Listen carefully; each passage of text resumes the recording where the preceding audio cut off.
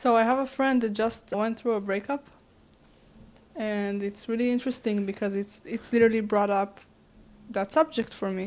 Yeah. Yeah, it's Yeah. like a shock to your system. You'll just everything feels like a dream, like not in a good way. Nothing feels real. You're kind of like orbiting. You're kind of like just existing in like shock. Oh yeah. Being used to being with someone for like let's say 2 years, 3 years, 5 years, 6 months, like you already get used to sleeping with the person.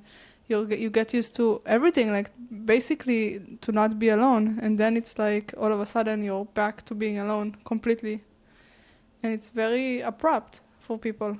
Yeah, it's a nightmare. It's funny because you think it's one of those things where, like, on the one hand, if you were the one getting broken up with, it's like so terrible and 6 months of hell and just trying to recover and get back to yourself. But it's actually hard for both people. Like, I've been in both positions. Like, yes, definitely the times where I got broken up with and I had to spend the next 6 to 8 months trying to recover and put myself back into the world. Like, yes, that was many times more painful than doing the breakup, but still it's like, yeah, in either situation you're just so comfortable with the person, you love the person, you're, it's like a two becomes one kind of feeling. So anytime you separate from that, you have so many triggers in your head. You have the abandonment trigger, you have the rejection trigger, humiliation, embarrassment, all these things that just kind of come up from your like subconscious programming, and it's overwhelming. Yeah, it's like yeah, they're both their own problems, right? Because you have a being single problem, which is like, man, I'm alone. I wish I could find someone. I wish I could be happy. And then you have someone who's just breaking up, is like in shock, like what happened? I had a whole future planned out. You know, this isn't how I thought it would go. But then they transition so that you go from breakup, terrible despair to like, I can breathe again, and now I'm alone and happy, and I'm happy that I'm alone, and I'm totally good with that, right? It's like a spectrum. Then you get to the, oh shit, okay, like I'm single, been single for a while, ready to find someone, can't find someone, dating sucks, you know, it's like a Yeah. process. Yeah, it's interesting, and it's also interesting, I think, in part that it's like a death, like the pain, the grieving someone you lost. So that's kind of what happens, and you also grieve the potential. You grieve the future that you built in your head of that person, and I think it makes it really hard. Like you said, right? It reinforces the stories that are negative in our heads. Like, oh, okay, for sure something is fucked up with me, or else this wouldn't happen. Like, it brings up all these triggers again. Like, what am I, like, broken or this and that? So, and I'm talking about breakups that are like, let's say he didn't cheat on you. Stuff that, one of the sides decided that they don't want to be in that relationship anymore. So I think that's what I'm talking about. So yeah, so this friend of mine, she's really going through it, right? Going through hell. And it's funny, I know a few people that right now are in a breakup. So then I'm in the role of being a friend, and how do I be a friend to someone that's in that loop of just crying all the time and having moments where they just get hysterical and just really in pain. And I noticed that it's really painful to see. I can really sympathize because it is like the worst pain in the world, in my opinion. And I guess what would be your advice to someone that just got it, like just had someone break up with them or just went through a breakup? Well, before we get there, actually, it's curious about our relationship too, because that's kind of how we met, isn't it? I mean, I was going through a breakup, and we met, I think, in a Facebook like social forum. So before we get to that, real quick, I think it's just like it's important to note. I think there's also a part of you that's somehow like wired for that. I think you're uniquely positioned to either want or just are capable of helping someone in that position. Like I think you just naturally feel and empathize with people, so you don't want them to feel a certain way, so you want to help. So what's interesting is like we met in that scenario. So like we weren't friends before, and so you kind of saw me probably at my lowest, right? And then this friend that you have now, you were friends prior to the breakup, and so you're kind of like navigating that, like the roller coaster of that. So I just think that's interesting. I think it says a lot about you and your compassion and your empathy, your desire to help people. But yeah, I think someone who's going through it, because I know I just went through it, I've gone through it before, it's fresh in my memory. I just know how dark everything feels, like how it's like really tunnel vision. It's like you just can't see outside your little scope. So it's true. It's almost like the small steps. I'd say you can't really trust yourself. I know that kind of sounds like a strange thing to say, but like you can't trust what you're thinking. You can't trust what you're saying and what you're doing. Like take a moment to be like, I need to surrender, like surrender, trust, surrender, control. Because when we're in that state, like our whole system's being overloaded, overwhelmed, and the like wires are being crossed, and we're thinking things we shouldn't be thinking. We're doing things we shouldn't be doing, or vice versa. We're not doing those things. So like, I think one thing I'll say I'm proud of myself because I really did this. I was at rock bottom. So I said, okay, this is not the first relationship I've had. This is, a few relationships in. So I said to myself, I have not figured this out. I do not know what I'm doing. Like, I need help. And I'll say, like, that was one of the cooler things I did. I maybe did some things I'm not super proud of, but to just realize you don't have the answers, you don't know what you're doing, and you need help. And to say to yourself, it's okay that I don't trust myself. If I have certain thoughts, certain feelings, like I need to run it by people that I trust.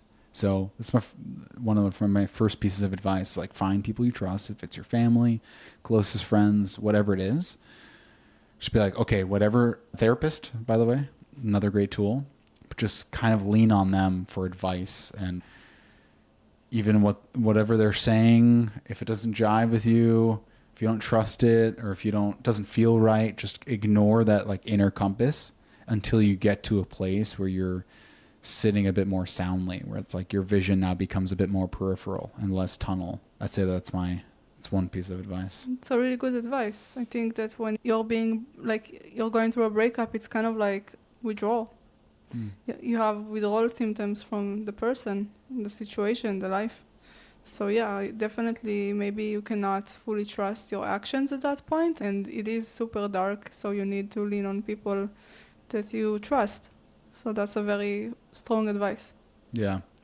Yeah, it's interesting. One of my major takeaways in my past relationship is I was just in a situation where it felt like nothing was good enough, right? And I'm not saying that from a victim perspective. Now I'm saying it from a creator perspective, because I'm sure that I called that in, and that projection that I was seeing in this reality was just an expression of what I was saying to myself. I'm sure of it. So, I'm not saying that, again, as a victim, but just the feeling of I'm not good enough or doing enough. And then post breakup, it was reiterating this feeling of, what did I do wrong? I should have done A, but I did B, and I don't have the answers. And it was sort of like a continuation of beating up on myself. And I realized, like, oh, okay, that's what like the devil, or that's what Satan, or that's what my negative energy would want me to do. It's like feeding that bacteria. It's sort of bacteria. It's like some bacteria and fungi need oxygen to survive. And there's some part of us that needs that same type of food to survive. So I don't know. I think there's part of me, like when I was getting through the breakup, I realized that any of those voices or feelings that I had from my ex of not being good enough, I was able to kind of slowly realize, like, this is this one person thinking this thing about me, and that doesn't mean that it's me. And that's like all the advice you get. It's really hard to listen to in the beginning, but it's like all the advice I got was, this is one person, and there's a billion fish in the sea. There's 8 billion people. And that's what everyone would say to me. And it really did help. But I think what I realized is that what wasn't going well in the relationship, I ended up internalizing. So it wasn't necessarily even related to this person. It was more of, I'm doing this to myself now. And so once I could realize that, be like, this person's not here. Like, I'm not in this situation, and I'm still feeling this way. And to take that away and say, oh, I guess I must be doing this to myself. And then once I got to that realization, it became like a very sick, demented thought. I was like, why am I doing this to myself? I should not be hurting myself. And so being able to turn that around. And I think why it's so dark after breakup is because, yes, you get used to something and you have a connection with the person that gets cut off, and you go through some sort of withdrawal. But I think there's a reverberation. It's a reverb, and the reverb is you echoing the puddles of disappointment and anger and frustration. It's that. So you're kind of like repeating that over and over to yourself. So the actual event, yes, it is impactful and it's serious and it's heavy. And I'm not saying that to kind of add on to people like, hey, watch out, you know, you're doing something that could hurt you, but it's more of just really try to get in touch with that self-talk, because like the longer you're not in touch with that self-talk, the longer you're just going to kind of keep that dragging on of the stories you're telling yourself that maybe you don't want to hear or that don't help you. Yeah, I think that's why therapy is a very beneficial tool after breakups, because therapy can really help you connect to that story, that message, that part of you that feels worthless or feels like a piece of shit and just makes you wrong, right? This negative self-talk, because that's big. We all have that. And especially after breakups, even if we're the one that's breaking up from a person, then we also have that negative self-talk, I believe. So yeah, I think it's really, you're right about that. Be mindful of that. Listen to what's happening.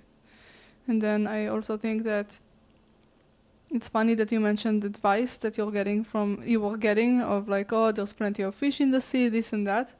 Because I noticed that when I'm coming, like when my friend is coming to me with her pain, I don't immediately go there. I'm not telling her, oh, don't worry, it's gonna be okay. Like there will be other guys. I don't do that, because I feel like, it's not really penetrating right now. This is very fresh.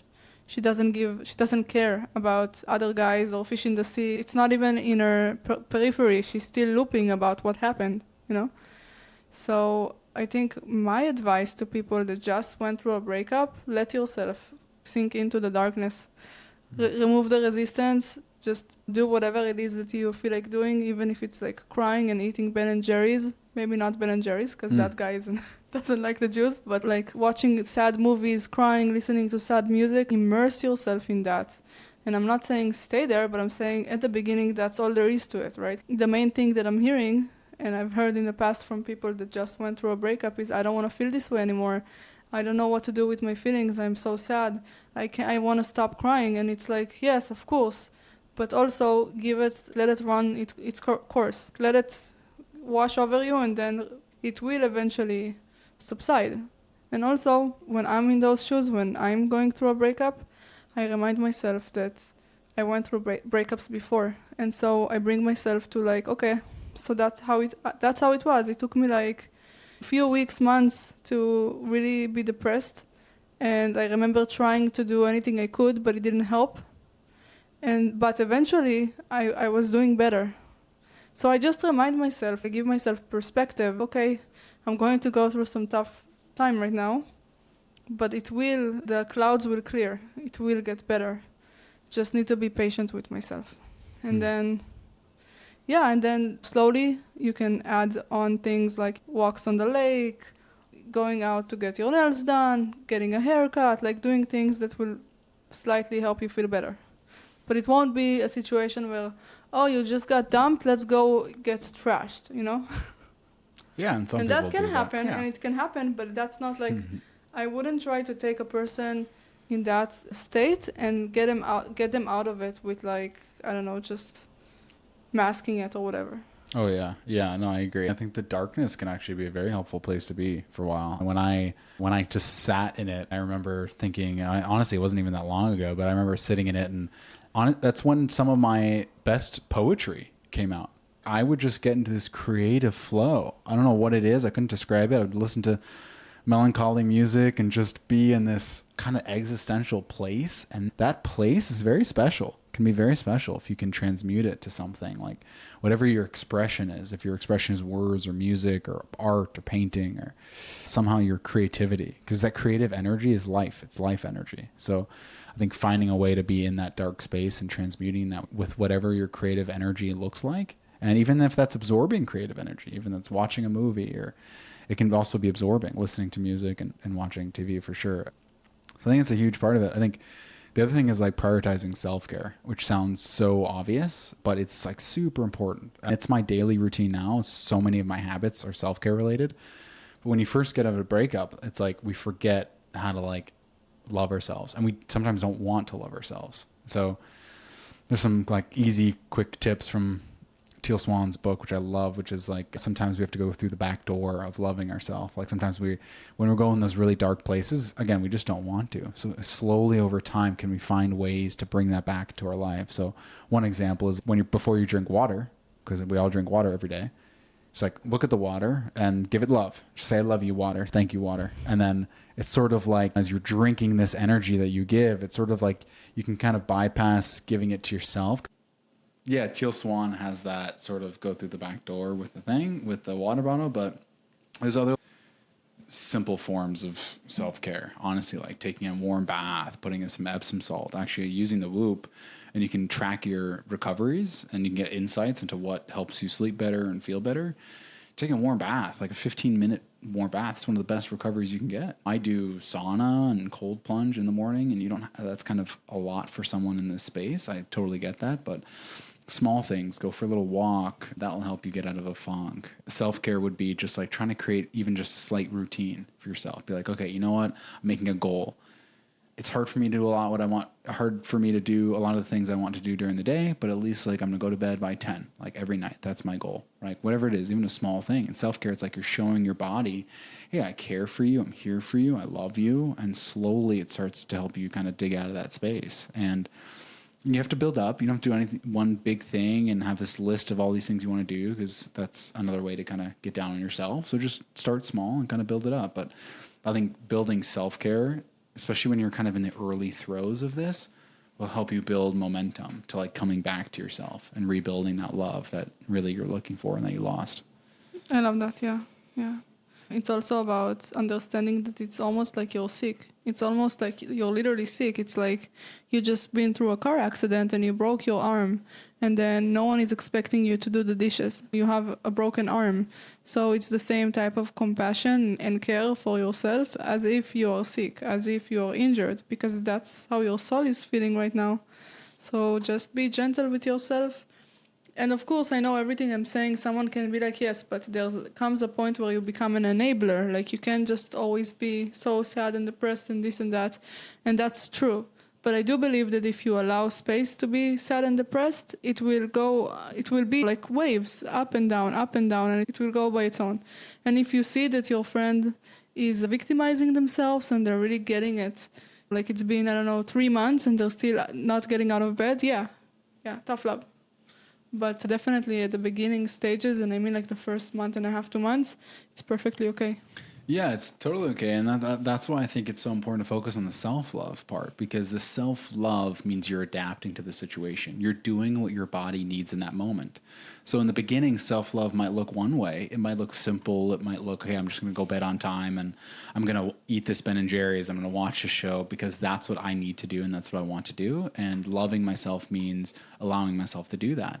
But then in 3 months or 6 months or a different period of time, self-love is going to take a different form. It may be like, okay, well, now I'm feeling a little bit better. And I know that to love myself, I should be taking better care of myself. And now I want to start getting in better shape. I want to eat healthier. I want to do certain things. And that's just in self-love taking on a different form. So that's what my best advice is like, yeah, it's hard to tell yourself to do any specific thing. You should be adapting to what you need. And it's not like, I wouldn't want someone to think, oh, if I'm doing something, I'm enabling myself, because it's another self-criticism. But to your point, it's more about how can I love myself best in this moment? What do I need? And whatever it looks like. In the beginning, it's going to look very different than in 6 months, and 8 months, and 12 months, and 2 years. So just keep getting in touch with yourself and asking yourself, like, what do I need? And if you are able to answer that question, you are giving yourself the best form of self-love, and you're doing exactly what your body needs.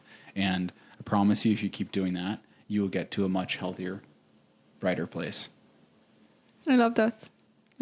Really. It's so true. I would like to add, and to finalize this, is that I also ask said friend, I would also ask my friend, what type of support do you need? Like, do you need me to cuss him out with you right now? Like, do you need me to come and let you cry on my shoulder? What is it that's going through your head? And they will let you know. They will let you know what type of help they want. They can be like, I just want you to listen. Or, I can't stop looping about how it went down. Like, I feel like maybe I was the one that made the mistake and it's my fault. And then you can go into that. So Yeah, and in general, giving advice to people, just literally ask them what they need instead of just jumping to your default answer of, oh, it's gonna be okay, you're gonna get through this. Not all people need to hear what you think that they need to hear at that same like at that specific moment. Yeah, that's really powerful. Yeah, because I think like when this happens, you just default to your, oh, Oh, okay. I thought she's eating the wire. yeah, it looked like it. Sorry. Yeah, I think like when this happens and you're in the throes of the breakup, like you just default to your automatic programming. You default to your worst programming. Like everything that's hidden in the recesses of your brain, it all comes out when you're at your lowest. So being compassionate and gentle with yourself in the beginning. And sometimes you may not even know what you want, and that's okay. You may have friends, you know you need help, but you don't know what type of help. You don't know even how to ask. I know I've been in that place, and a lot of people, when they're in this place too, sometimes they retreat and they say, I don't want to be a burden. I don't want to ask. I don't want to put myself out there. So in that place, just do the best that you can to accept help. And some people, you've surround yourself with good friends and good people and good family. They'll do their best to help. And it doesn't even really matter what they do in those moments. It just matters that you know you have people helping. And that's enough. Sometimes it's enough just to know someone has intention to love me, to help me. It matters less what you're doing together and what show you're watching, you know. So yeah, it's very powerful. Yeah. Anything else for people that just went through a breakup and the people supporting those people? I think, yeah, it's like probably hard to take in right now, but it's like such an experience. It's such an experience, and it's going to be hard, again, like I said, to take in right now, but sometimes this really intense, painful period is such a springboard to the next life, to the next version. And we go through this intense amount of pain, and it acts sometimes as like a clearing. So just let it clear you, let it cleanse you, let it like wash over you. Don't fight it, just welcome it, surrender. And it's like you're flowing with the river, and then just somehow you end up like relaxing, and it just takes you, and it takes you somewhere, and it takes you to this beautiful place. So just let it take you to where it's supposed to be taking you, and at some point you'll look back and be grateful and be like, I can't believe this happened, and turned to be one of the best stories of my life. But it's hard to see that. I get it. So just float on with Modest Mouse. That's my advice. I love it. I think it's so accurate. Yeah. Yeah. Cool. That's it for me. See you next week.